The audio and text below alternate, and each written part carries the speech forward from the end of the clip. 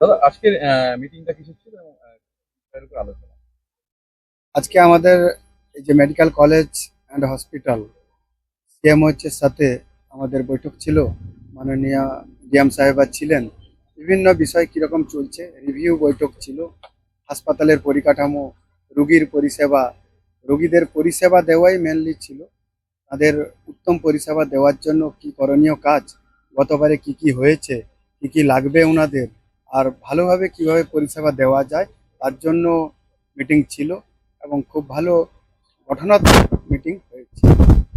সেক্ষেত্রে দাদা কি কি বিষয়ের উপর আরো বেশি জোর দেওয়া হচ্ছে স্বাস্থ্য ব্যবস্থাতে? ইনফ্রাস্ট্রাকচারের জন্য আমরা জনগণকে বলেছি কার্ডিওলজি ডিপার্টমেন্ট নেই, বার্ন ওয়ার্ড নেই, এমআরআই সিস্টেম সেন্টার নেই।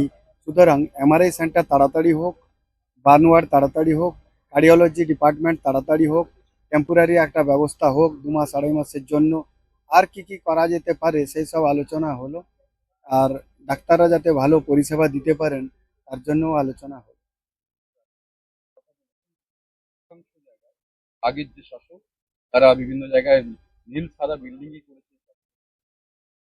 আর অনেক জায়গায় স্বাস্থ্যের পরিকাঠামো অনেকটা ফাঁকা রয়ে গেছে, উন্নত হয়নি সেই জায়গায়। আজকে তো সিনিয়র ডাক্তাররাই বললেন যে হাসপাতাল এক জায়গায়, কলেজ এক জায়গায়।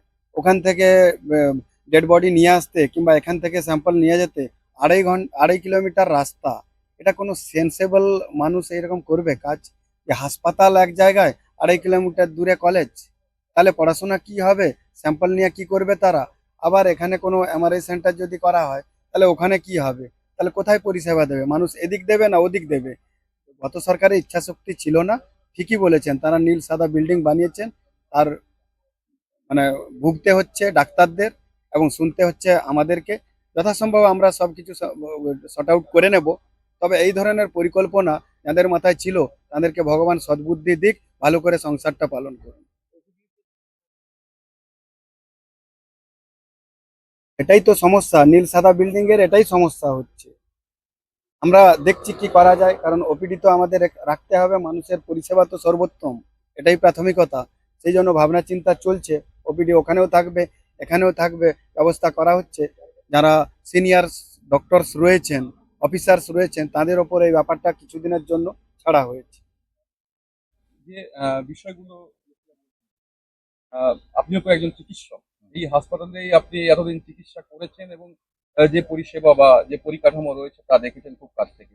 সেই জায়গায় কি কি খামতি রয়েছে এবং কোন কোন খামতিগুলোকে আরো ভালোভাবে ঠিক করে ঝাড়গ্রাম, নিলে? হ্যাঁ, ঠিক বলেছেন। ঝাড়গ্রাম মেডিকেল কলেজে যেটা সমস্যা আছে, দুটো ক্যাম্পাস হয়েছে, একটা হাসপাতাল ক্যাম্পাস আর একাডেমিক পারপাস একটা ক্যাম্পাস। কিন্তু একাডেমিক পারপাস ক্যাম্পাস হলেও কিন্তু এখানে কিছুটা ট্রিটমেন্ট রিলেটেড একটা পার্ট থাকছে আর কি। তার মধ্যে একটা এমআরআই বা ট্রমা কেয়ার সেন্টার একটা আমরা করছি আর কি, যেটা এখানে লেভেল 3 লেভেলে থাকছে ট্রমা কেয়ার সেন্টার, যেটা হচ্ছে এখানে করা হচ্ছে, যেখানে এমআরআই যেটা বসানোর একটা চিন্তা ভাবনা ছিল, এবং অবশ্যই মেডিকেল কলেজ হিসেবে এমআরআইটা থাকা খুব দরকার আর কি। তো সেটা আমরা এখানে করছি, এবং সেখানে কিছুটা বার্ন ইউনিটও থাকছে আর কি, বার্ন পেশেন্ট যদি কিছু থাকে সেক্ষেত্রে। তো ট্রমা রিলেটেড বার্ন ইউনিট বলুন বা কিছু কিছু যেগুলো ছিল না, গত বছর ছিল না, গত বছর আগে ছিল না আর কি, তো সেগুলো চেষ্টা করছি আমরা খুব তাড়াতাড়ি এগুলো এখানে রেডি করে দেওয়া হবে। আরও কিছু সমস্যা যেমন কার্ডিওলজি বিভাগ সেইভাবে ছিল না, ডেডিকেটেড কার্ডিওলজি বিভাগ, সেটাও আমরা প্ল্যানিংয়ের মধ্যে রয়েছে। তো সবে সরকার চেঞ্জ হয়েছে, আমরা চেষ্টা করছি ম্যাক্সিমাম একটা মেডিকেল কলেজে যা যা থাকা দরকার, ট্রমা কেয়ার সেন্টার থেকে, কার্ডিওলজি ডিপার্টমেন্ট থেকে শুরু করে আদার্স যে সব সমস্যা বা যেগুলো সেগুলোকে আমরা এখানে সার্ভিস দেওয়ার চেষ্টা করব। এবং সবে তো আমাদের সরকারের বয়স তো সবে 20 দিন হলো, তো আমরা চেষ্টা করছি আগামী দিন খুব সুন্দরভাবে এখানকার যে আরকেএস মিটিং যেগুলো হয়েছে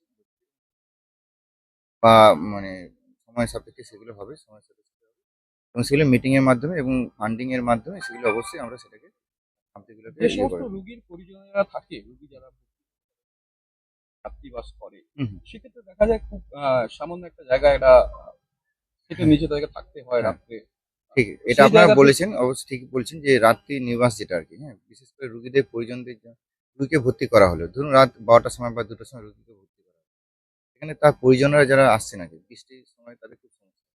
তো আপনারা নিশ্চয়ই যে পুরনো যে হসপিটালে যে পার্টটা রয়েছে আগে, সেখানে কি বলে সিসিওর সামনে একটা কিছুটা রয়েছে আর কি, যেটা শেড দেওয়া আছে, তো সেটা প্রপার ঠিকঠাক জায়গা নয়।